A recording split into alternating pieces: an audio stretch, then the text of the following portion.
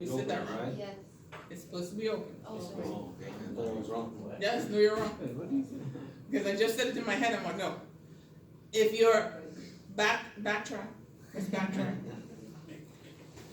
Let me calm my brain. I'm trying to finish. Right. Okay, so I have a patient, 24-year-old comes in. You hear a murmur. It's 5th intercostal space, about 7 to 9 centimeter mid-clavicular line, and you hear the murmur during diastole. What is that? Mitral stenosis. Okay? Mitral stenosis, because the mitral valve is supposed to be open during diastole. Okay? One more time. If you hear during systole, then it's mitral Regurgitation. Okay? One more time. I have a patient that comes in, and the patient has patient is swollen. They have peripheral edema. Okay? They have JVD. And they have hepatosplenomegaly. That tells me that the right side of their heart is not working because it's backing up into the systemic circulation, right? Okay? So I listen to her and I hear a murmur. The murmur is at the 5th intercostal space, left of the sternal border, and I hear the murmur during diastole. Oh, during systole, I'm sorry. What? Tricuspid? Regurg. No. Left of the sternal border. Sternal border. What's left of the sternal border? The tricuspid valve. Okay? If I said mid-clavicular line, then I'll be doing the mitral. Tricuspid valve is left of the sternal border. And if I hear it during, usually tricuspid regurg gives you all right-sided heart failure symptoms for. Okay? Did everybody get those? Is that clear? Huh? Yes? Yes? All right. I'm sorry. So we talk about stenosis versus regurgitation. The what the heart sounds sound like. When you do assessment, or you will hear when you do your assessment class, you will hear that it's a crescendo, decrescendo, whistling, blowing, bluing, all that bull crap. Don't listen to it. All I want you to know is where the murmur is and when are you hearing it. If you know that, all the crescendo, decrescendo crap that they put in there to try to throw you off is not going to mean nothing. Okay? All right? Does that make sense? Yes. Okay. So aortic stenosis, we know. I'm going to stop at valvular heart disease, and then next week before I start pulmonary, I'm going to have to finish the heart failure because it's really 5 o'clock and I guess I can't. Aortic stenosis.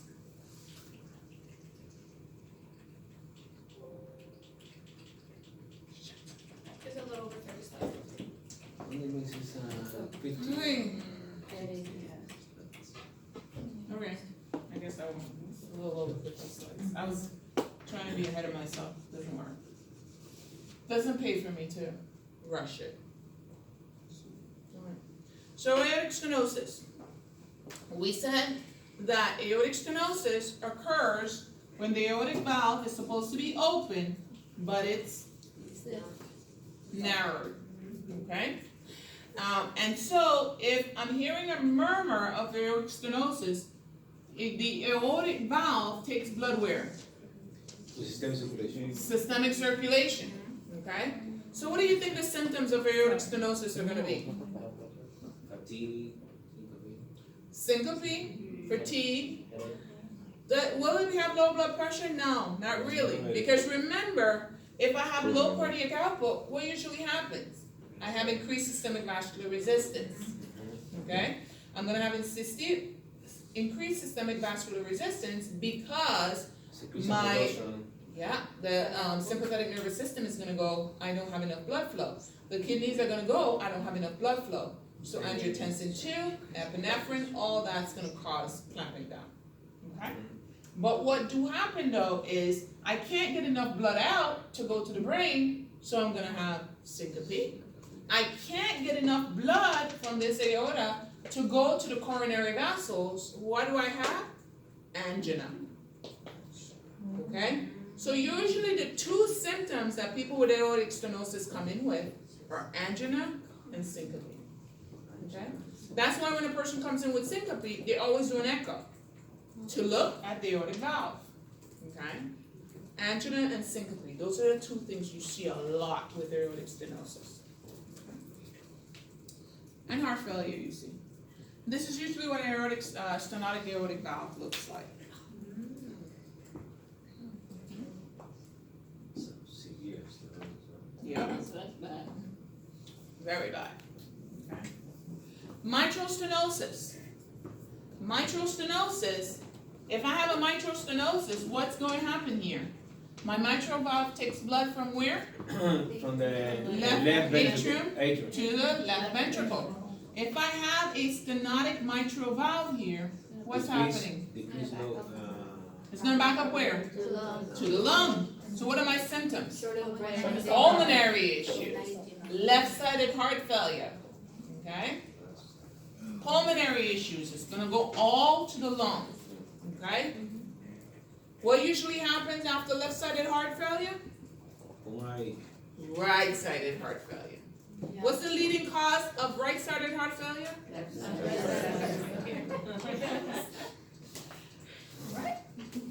Okay? Alright guys, so it's 5 o'clock. I was being a little eager, didn't get anything done. We have to start at noon again next week. Finish cardiac, and then hopefully we can finish pulmonary. Pulmonary is not as intense as cardiac, it's not so much. Maybe I will combine the two pulmonary slides to make it a little bit better, so that you don't have as much. But next week is end of cardiac and pulmonary. We won't be able to move on to heme. Okay? We're done. Take a 5-minute break, or 10-minute, so I can actually breathe, Come back here. and then we go. We can move on to our calls. Whoa. Oh my God. I'm trying to be.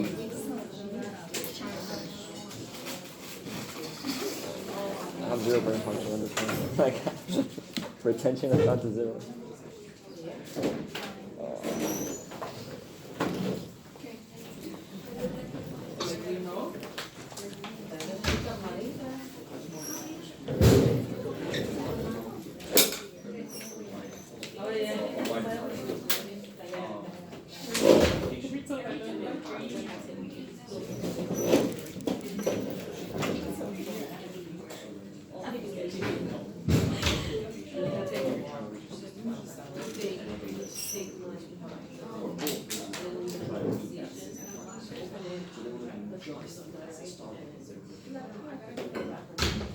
Well, remember, because we have a diseased heart, we can't treat it like a whole heart. I mean, a normal heart.